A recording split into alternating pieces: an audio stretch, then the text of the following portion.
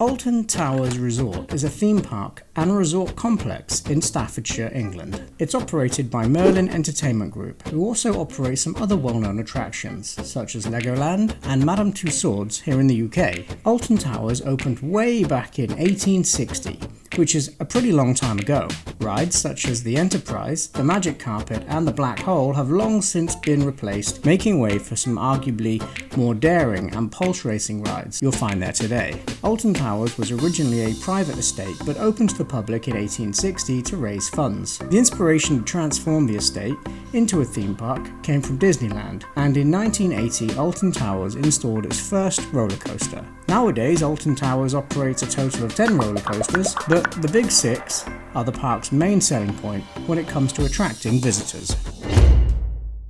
The Smiler set records for the most inversions on a roller coaster when it opened in 2013, featuring 14 inversions that include dive loops, sidewinders, corkscrews and barrel rolls to name a few. Once strapped in for dear life, you'll hear an audio recording of a man saying "join us" before immediately entering into a sweeping drop 180 degrees to the left, followed by a heartline roll, also known as a barrel roll, a 360-degree inversion that rotates at the center of the train, before coming to a dead stop, and this is before the actual ride begins. In total, the ride lasts for around 3 heart-pounding minutes, with average queue times of 60 to 80 minutes.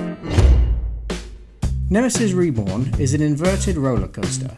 This basically means that the train runs under the track with the seats directly attached to the wheel carriage. Riders are seated in open cars, letting their feet swing freely. Nemesis Reborn is 13 meters tall, but due to the modified terrain, features a drop height of 31.7 meters. There are 4 inversions, including 2 corkscrews, a 0G roll, which is an inversion where the track twists 180 degrees during an ascent and at its crest remains inverted for a short section of the track, and reaches speeds of up to 50 miles per hour.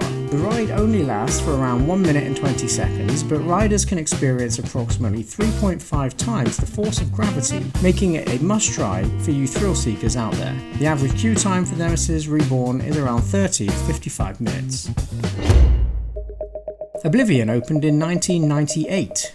Feeling old yet? It was labelled the world's first vertical drop roller coaster and the 4th fastest in the UK, with a maximum speed of 68 miles per hour. For those of you wondering, Stealth, Hyperia at Thorpe Park and the big one at Blackpool Pleasure Beach were the 3 faster. And yes, I'll be reviewing videos on those 2 parks over the coming months. Oblivion lasts for 1 minute and 15 seconds in total, with an average queuing time of 30 to 60 minutes.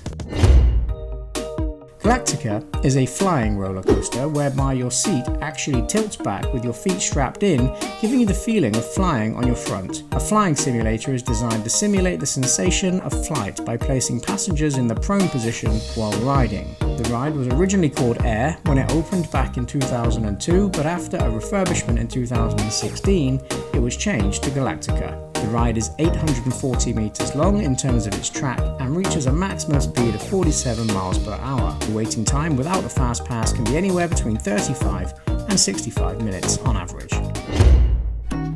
Rita was originally called Rita Queen of Speed, and boy is that name fitting. Rita is a launched roller coaster in the dark forest section of the park. Upon launch, you'll be catapulted forward, reaching speeds of 61.1 miles per hour in just 2.5 seconds. Before the arrival of 13, Rita was themed as a drag racer, but changed to an abandoned drag racing theme to escape the dark forest, which ultimately seemed more fitting. You'll only be on the ride for a short 25 seconds, meaning 10% of the entire ride is acceleration from 0 to 61 miles per hour. The average queue times for this 25-second adrenaline dump can range from 30 to 60 minutes.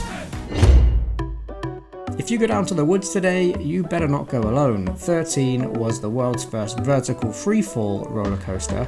Yes, that's right, vertical free-fall. The free-fall is achieved by a part of the track, along with the train, free-falling for approximately 5 meters in total darkness. 13 was built on and replaced the aging corkscrew ride, which thrilled guests between 1980 and 2008. 13 lasts for 1 minute and 40 seconds, and the average queuing time for the pleasure will range from 40 to 95 minutes. Don't worry, you won't go hungry at Alton Towers, with restaurants and food stalls around every bend, and even a special kids-themed restaurant called The Windmill. Alton Towers does a great job catering for those with dietary requirements, with allergens clearly labelled and a good number of vegan alternatives. As of the making of this video, tickets to Alton Towers will set you back around £29 per person online and £68 per person if you pay on arrival. But seriously, who does that?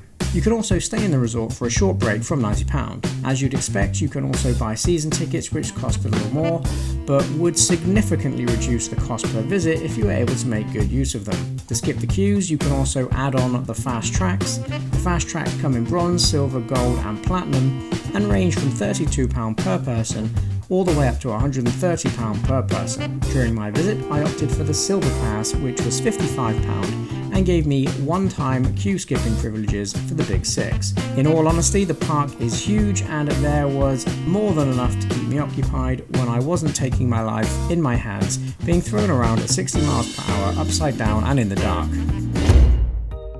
There are a couple of different parking options based on how much you want to pay and how far from the park entrance you want to park. There is a monorail service that links the car park and the park entrance, but you may find the wait time for embark is longer than it would take to walk in. In my next adventure, I'll be booking a stay in one of the UK's most haunted hotels, the Jamaica Inn in Cornwall. The Jamaica Inn has been around since 1750 and had its first paranormal reporting in 1911 of a man dressed in old-fashioned clothing sitting outside on a wall. When locals tried to engage with him, he ignored them and gradually disappeared. The hotel has been haunting its Patreons ever since, and speaking of Patreon, if you're enjoying the content here at Travel Pal Al, why not join the Patreon family where you can suggest future places for me to visit, get your name in the credits of my future videos and get early access to all future uploads. Links to everything are in the description.